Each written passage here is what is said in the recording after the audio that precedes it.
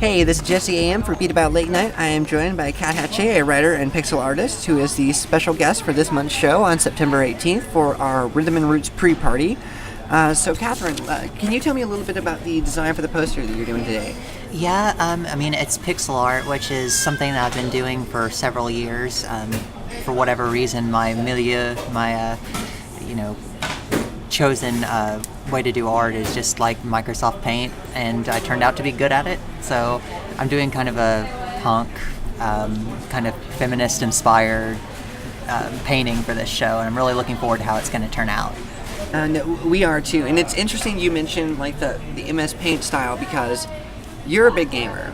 Yeah. Well, people confuse you with a gaming journalist, as we talked about before the show. Yeah. No, you're a big gamer. So, what kind of influence are you bringing from that into the poster or into your work in general?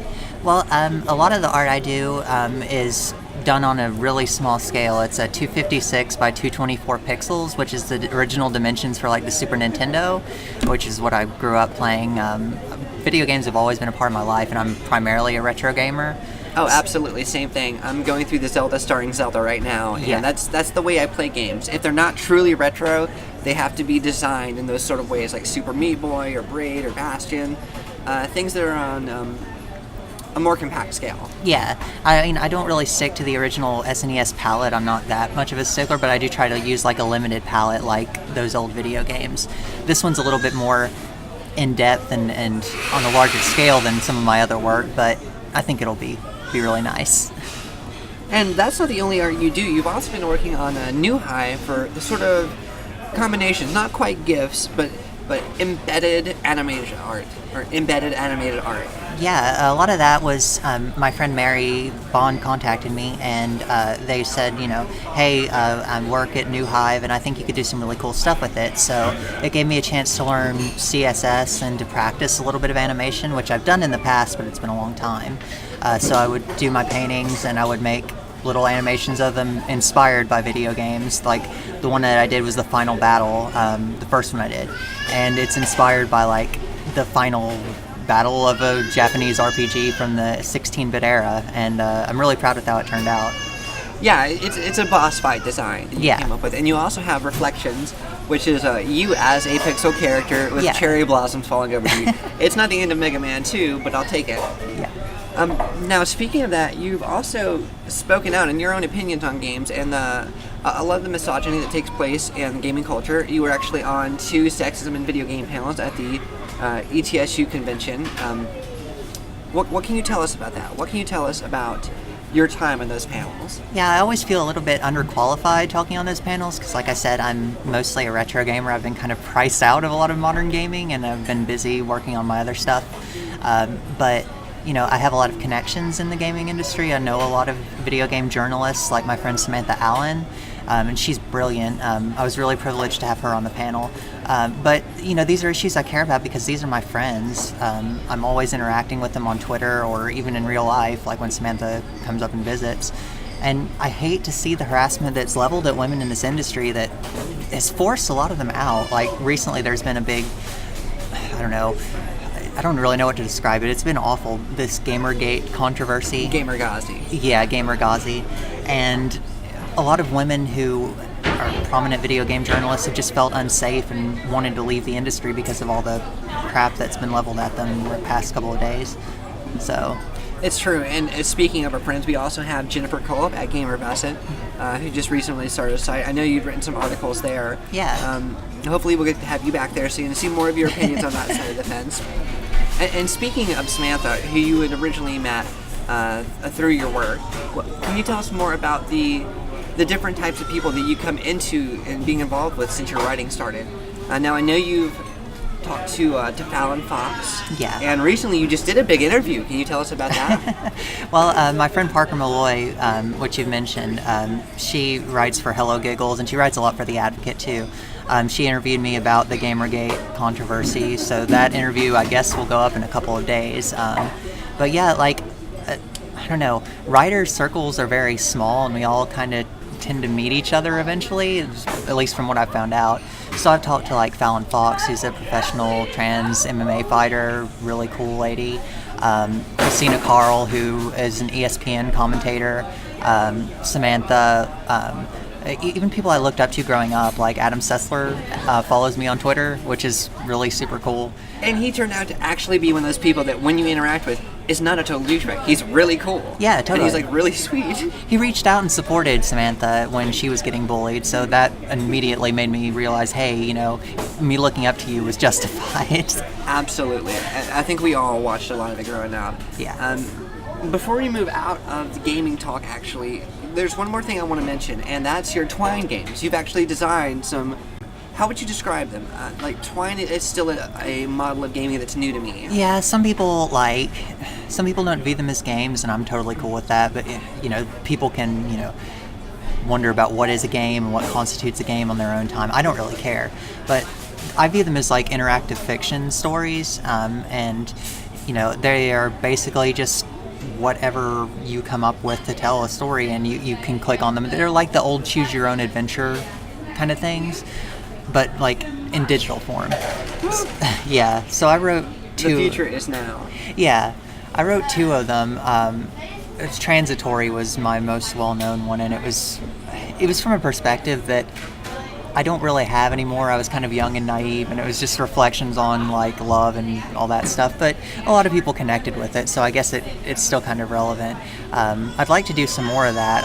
Like I said, I've been mostly focusing on editorial writing recently. Yeah, and that's another thing that I want to move on to, is that you're primarily writing for the Daily Dot and Bustle. And that's a unique position to be in. Were you approached by them? What was the process of coming on to their the contributors, and what's it been like to work for them? It's been really, really great. I started writing, of course, Gamer Vestment, but then I started writing Thought Catalog shortly after, and that's where I met Nico Lang. He used to be the editor of Thought Catalog, and we both kind of agreed that it was an awful place producing awful stuff on a regular basis, so we both kind of quit. And Nico contacted me out of the blue one day and was like, hey Kat, we're looking for opinion writers for the Daily Dot. Would you like to come write for us? And I said, sure, that would be awesome. And Bustle too, they contacted me out of the blue after seeing something I wrote on my Tumblr blog back when I was writing on there. And just because of the writing that I'd done, they said, hey, we'd love to have you contribute for us as well. Nico's been great to work with. He's been very, very helpful in making my writing better, and Bustle has just been a really cool opportunity. I've gotten to do awesome things with them, like interview an author, which I'm writing a book review about now, his book now, and I got to interview Andrea Hache, who's been like one of my longtime heroes, so that was awesome. Yeah, I saw that, and I finally get to read that, and it's amazing to get insight into her journey. Yeah. Now, what is it like when you find yourself popping up in your own news feeds, when you're seeing articles you wrote, or even different, like Stephen Colbert had his whole controversy, but not even controversy. Yeah. I guess Stephen Colbert had his faux pas, and so there was the cancel Colbert hashtag. I pulled that up one day, all of a sudden I'm reading the article, and there's your little pixel face inside the article. Yeah. What is that like? I mean, it never gets any less surreal, I guess. I've kind of gotten accustomed to it, but there's still times when I'll see, big name people sharing my articles or talking about my articles, or like with the cancel Colbert thing, like I was just supporting Sui Park, who's an activist I follow on Twitter, and I think she's really great. But, I was talking about it and I was tweeting support to her, and it ended up on the Today Show website, and I was like, what the hell? Like, you never expect those things. And I've always been a kind of a reclusive person, so, it's new, but I'm adapting to it pretty well, I think. No, I can understand that, because there are surreal moments. What is maybe something else that's happened like that, where you've been pulled out of this situation to say, what exactly is going on here in my life? I mean, I think that's been the whole journey. Like, there's just times when I can't really believe that I'm doing what I'm doing and I'm getting these chances. I'm grateful for it, and I think the thing that makes the most impact on me is when people thank me for what I write, when I get, private messages on Twitter or emails from people who have been touched by my writing, and that means the world to me. That's what keeps me going, even when, I get the less than favorable reactions to my writing. So has there been a moment of private admission or a personal story or confession that has moved you in a particular way? Well, I mean, there's been a lot. It's hard to remember all the people that I interact with because there's a lot. But some of the people that I've looked up to and that I first started reading before I actually started writing publicly have talked to me, and they've said that they found me inspirational. Like my friend Zinnia Jones, she's a trans writer.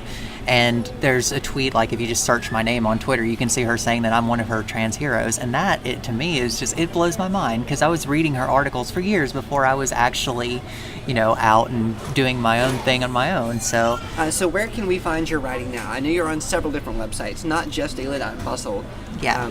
Where else are you at now? Well, I mean, I did an interview for Flaunt magazine recently, but most of my stuff, like, you can find my entire portfolio on my blog. It's Papier Hache, which, since, it's kind of hard to understand in French and English how to translate that and how to spell it. It's PAPIERHACHE.wordpress.com. And there's my entire portfolio, all the printed articles I've done, and some of the ones that I've just done, on my own, because I use my blog for things I can't pitch anywhere else. So, yeah. Thank you so much for joining us today. Make sure you come in and get a copy of Kat's poster on September 18th for our Rhythm and Roots pre-party, Beat About Late Night, and come say hello to the woman yourself. Yeah. Thank you, and join us next time. Thank you.